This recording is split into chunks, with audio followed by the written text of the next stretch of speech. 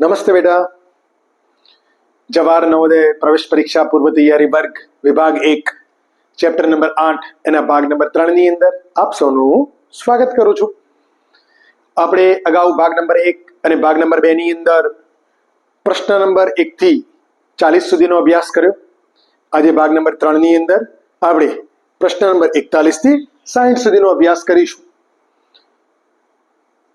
આપ સૌ જાણો છો કે પેપર કટિંગ અને ફોલ્ડિંગથી રચાતી આકૃતિની અંદર અગાઉના ચેપ્ટર એટલે કે દર્પણ આકૃતિ કેટલી સહાયભૂત થાય છે.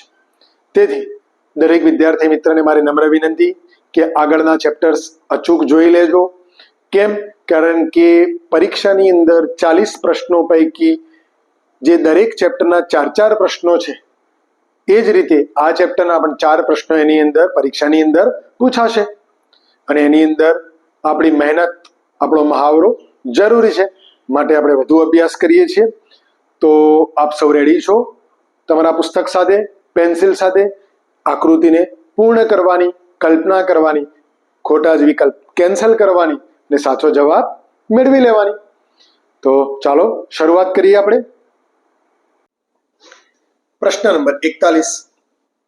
અગાઉનું જેમ આજે પણ અહીંયા આપણે જોવાનું છે કે કઈ દર્પણ આકૃતિ આપણને સહારાભૂત થાય છે.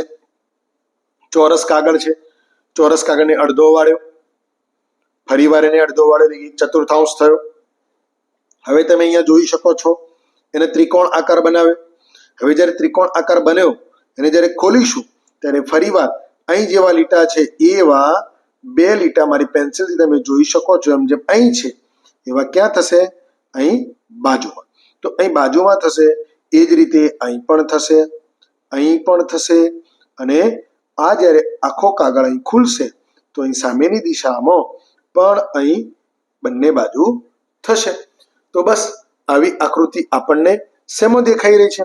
એની અંદર ના, બીની અંદર ના, કારણ કે આ લીટીઓ મોટી છે, આ ઊભી લીટી. અહીં જુઓ સી ની અંદર અહીંયા સામસામે 2, અહીં તમે આકૃતિ અડધી દોરશો તો તમને ખ્યાલ આવી જશે કે આપણે જેવી જોઈએ છે એવી આકૃતિ અહીં છે. ડી ની અંદર નથી. તો આપણો વિકલ્પ સી સાચો જવાબ બની જશે. પ્રશ્ન નંબર 42. ત્રિકોણ ને ફરીવાર 4 બાજુથી વાળ્યું એટલે કે 4 ભાગ કર્યા, 1/4 ભાગ. અહીં વચ્ચેના ભાગમાં વર્તુળ બનાવ્યું. જ્યારે ખુલશે તો અહીં પણ વર્તુળ હશે, અહીં પણ વર્તુળ હશે અને અહીં પણ વર્તુળ હશે. તો બસ આવો 4 વર્તુળ વાળું કયું છે? જે જેવું જોઈએ છે એવું, એટલે કે મધ્યમાં. 4 વર્તુળ ખરા પણ મધ્યમાં નથી. કેન્સલ. અહીં તમે જોઈ શકો છો જેવું જોઈએ એવી આકૃતિ છે તેમ છે. તો આગળ ચેક કરીએ. 1 2 3 4 ને 5 છે, નથી. અહીં ઘણા બધા વર્તુળ બનાવેલા છે, આ પણ નહીં આવે. તો આપણો સાચો વિકલ્પ નંબર બી જવાબ બની જશે.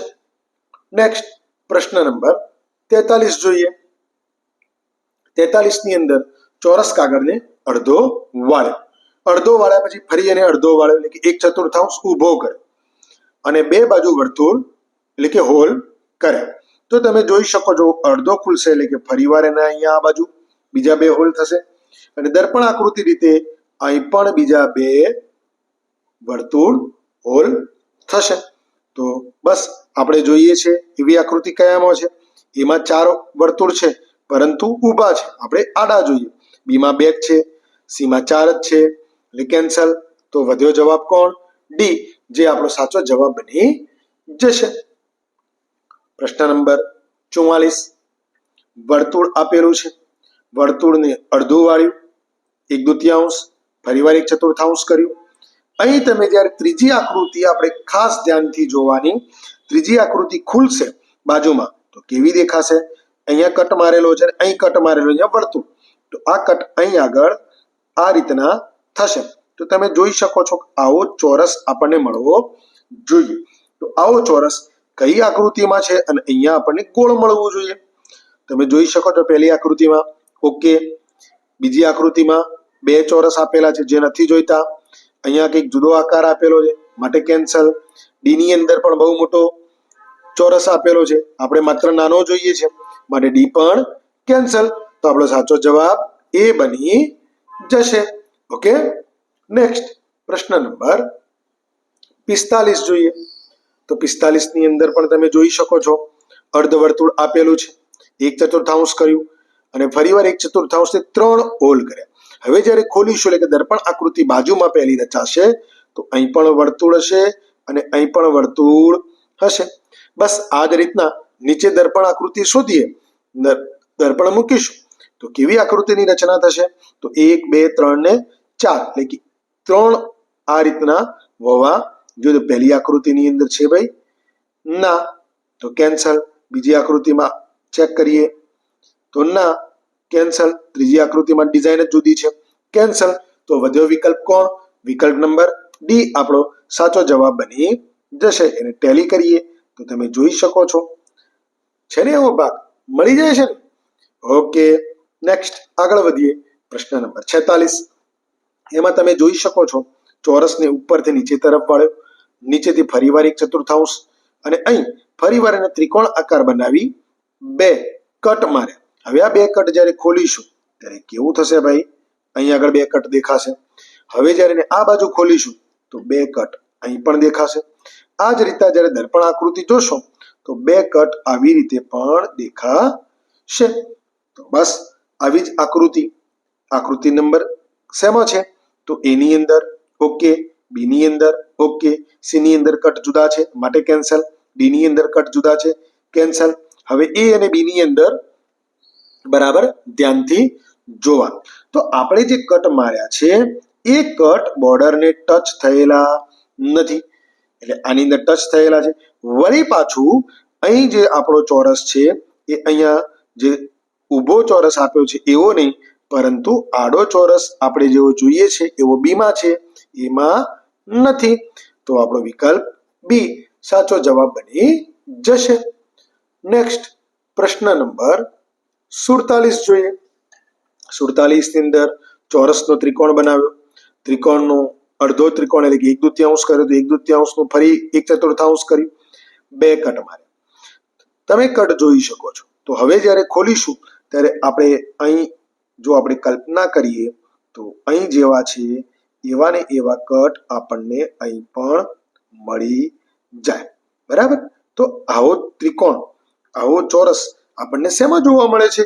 એ ની અંદર ના, બી ની અંદર ના, સી ની અંદર ના.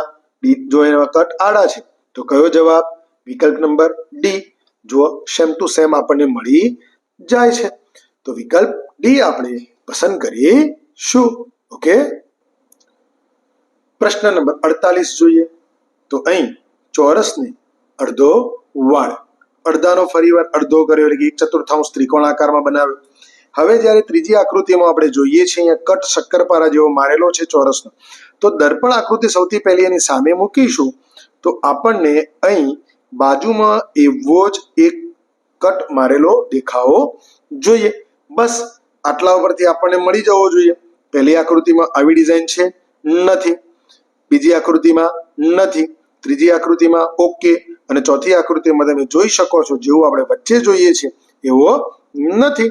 તો જવાબ મળી ગયો વિકલ્પ નંબર સી.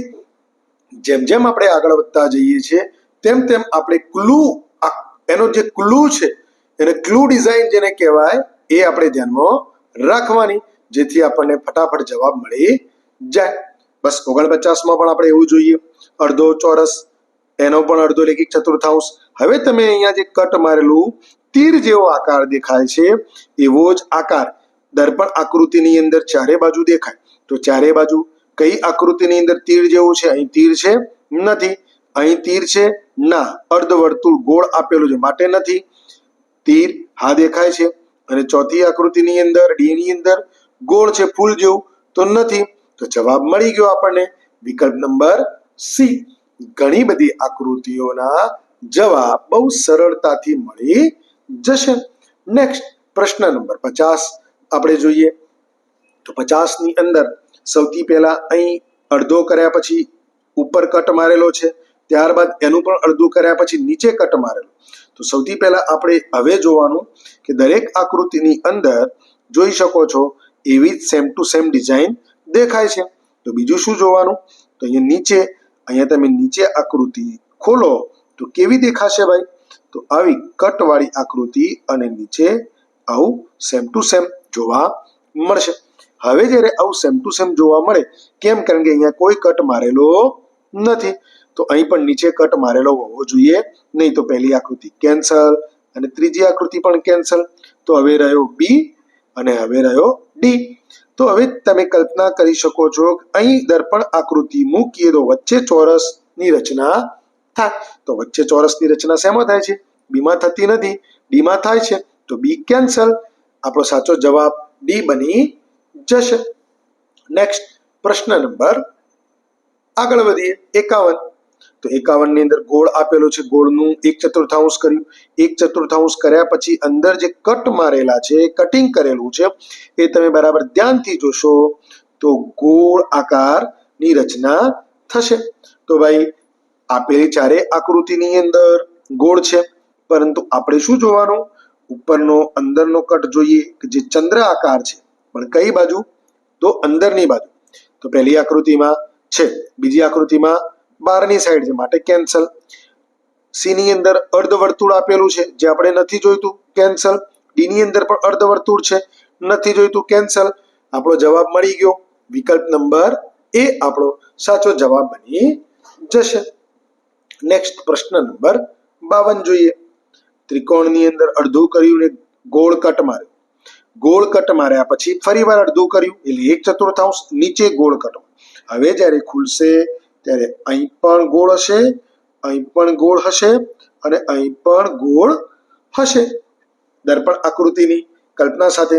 તો કઈ આકૃતિમાં 3 ગોળ આપેલા છે? પહેલી આકૃતિમાં ના, બીજી આકૃતિમાં ઓકે, ત્રીજી આકૃતિમાં ના, ચોથી આકૃતિમાં ના. જવાબ મળી ગયો. વિકલ્પ નંબર બી આપણો સાચો જવાબ બનશે. નેક્સ્ટ પ્રશ્ન નંબર 53. અહીં આપણે ત્રિકોણની અંદર અડધું ત્રિકોણ કર્યું. અડધું ત્રિકોણ કર્યા પછી બરાબર ધ્યાનથી જોજો, ઉપરથી એમને વાળેલો ભાગ નીચે લાવ્યા અને વચ્ચેથી કટ માર્યો. ત્યારબાદ અહીં સાઈડમાંથી કટ. હવે સાઈડનો કટના આધારે આપણે આકૃતિઓ જોઈએ તો પહેલી આકૃતિમાં એવો સાઈડમાં કટ છે નથી, બીજી આકૃતિમાં નથી, તો સી અને ડી રહી. હવે શું જોવાનું? હવે આપણે ઉપરનો કટ જ્યારે ખોલીશું ત્યારે અહીંયા અર્ધવર્તુળનો કટ મારેલો, તો ઉપર પણ અર્ધવર્તુળની રચના થાય. તો સી અને ડી ની અંદર કઈ આકૃતિમાં ઉપર અર્ધવર્તુળ થાય છે? તમે અહીંયા જોઈ શકો છો, અહીંયા ખૂણાવાળો કટ છે, માટે આપણે લાગુ પડતો નથી. તો આપણો જવાબ મળી ગયો. વિકલ્પ નંબર ડી આપણો સાચો જવાબ બની જશે. પ્રશ્ન નંબર 54 જોઈએ. અર્ધ ગોળ, 1/4 ગોળ અને હવે અહીં જે કટ મારેલો છે વી આકાર, એવો વી આકાર અને વચ્ચેનો જે અહીંયા ચોરસ છે એવો ચોરસની રચના થવી જોઈએ. દરેકમાં ચોરસ બને છે, પરંતુ હવે શું જોવાનું? વી. પહેલી આકૃતિમાં વી થાય છે? ના. બીજી આકૃતિમાં ના. ત્રીજી અને ચોથી બંનેમાં વી થાય છે, પરંતુ હવે વીનો આકાર જોવાનો. ત્રીજી આકૃતિમાં આપણે મળી જાય છે, પરંતુ ચોથી આકૃતિમાં વીનો આકાર કંઈક જુદો છે અને ચોરસ પણ ઊભું છે, માટે કેન્સલ. તો હવે વિકલ્પ સી આપણો સાચો જવાબ બની જશે. નેક્સ્ટ પ્રશ્ન જોઈએ. પ્રશ્ન નંબર 55. પ્રશ્ન નંબર 55 ની અંદર તમે ધ્યાનથી આવી આકૃતિ જ્યારે જોશો ત્યારે બરાબર કાળજી રાખવાની. અહીં બીજી વખતે વાળ્યું ત્યારે ગોળ કટ મારી દીધા છે. જ્યારે ખુલશે ત્યારે દરેક જગ્યાએ અહીં ગોળ હશે. જો દરેક આકૃતિમાં ગોળ છે પરંતુ સીમાં નથી, તો પેલો સી કેન્સલ. ત્યારબાદ શું જોવાનું? અહીંયા વચ્ચે જે શક્કરપારા જેવી ડિઝાઇન બનાવી છે ચોરસની, તો એ જ્યારે ખુલશે એટલે કેટલા થશે? તો નીચે પણ અહીંયા એક જોઈન્ટ થશે. દર્પણ આકૃતિ આપણે કલ્પના કરી શકીએ છીએ. તો એવો કયામાં છે? એમાં છે ના. બીમાં ઓકે, સીમાં તો કેન્સલ થઈ ગયો. ડી જુઓ તો ડી ની અંદર પણ નથી, કેન્સલ.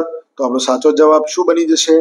વિકલ્પ નંબર બી આપણો સાચો જવાબ બની જશે. ઓકે. પ્રશ્ન નંબર 56 જોઈએ. 56 ની અંદર ચોરસ, ચોરસનો અડધો ચોરસ, એનો પાછો બીજો અડધો ચોરસ એટલે 1/4 ચોરસ. 1/4 ચોરસ કર્યા પછી એટલે કે ત્રીજી આકૃતિની અંદર કઈ નિશાની બને છે? તો તરત આપણે દર્પણ ગોઠવવાનું, કલ્પના કરવાની. અહીંયા આવું થશે, અહીં ત્રિકોણ થશે અને અહીંયા નીચે ગોળ થશે. તો આવી સેમ ટુ સેમ દર્પણ આકૃતિ અહીંયા રચના થશે. તો 4 પૈકી કઈ આકૃતિમાં એવું થાય છે? પહેલી તો કદાચ હા, બીજી તો ના, ત્રીજી તો ના, ચોથી આકૃતિ તો ના. તો પહેલી આકૃતિ એટલે કે વિકલ્પ એ આપણો સાચો જવાબ બની જશે. એકદમ ઈઝી, ઝડપથી આગળ વધી શકાય. એટલે કે દાખલા નંબર 57 ઉપર આપણે જઈએ. 57 જુઓ, ચોરસનો ત્રિકોણ બનાવ્યો, ત્રિકોણનો ફરી પાછો અડધો વાળો એટલે 1/4 ત્રિકોણ કર્યો. 1/4 ત્રિકોણ કર્યા પછી અહીં તમે ત્રીજી આકૃતિમાં કલ્પના કરી શકો છો, કટ મારેલા છે. એના આધારે આવો જ કટ અહીં દેખાશે, અહીં પણ દેખાશે અને અહીં પણ દેખાશે. તો આવી આકૃતિ આપણને શેમાં મળે છે? વચ્ચે શું બની જશે ભાઈ? ગોળ બની જશે. પરંતુ ખૂણાવાળો ભાગ એમાં છે નથી. બીમાં વચ્ચેની આકૃતિ જુદી છે, કેન્સલ. સીમાં વચ્ચેની આકૃતિ જુદી છે, કેન્સલ. તો આપણો જવાબ મળી ગયો. વિકલ્પ નંબર ડી આપણો સાચો જવાબ થશે. પ્રશ્ન નંબર 58 જોઈએ. પ્રશ્ન નંબર 58 ની અંદર તમે જોઈ શકો છો ચોરસ, ચોરસનું 1/4 ચોરસ અને હવે જે કટ માર્યા એટલે કે અહીં ઉપર આપણે આકૃતિ બાજુમાં પણ એવી કલ્પના કરી શકીએ છીએ કે આવો ભાગની રચના અહીં થશે. તો અહીં વચ્ચે શું બની જશે? આખો એક ચોરસ બની જશે.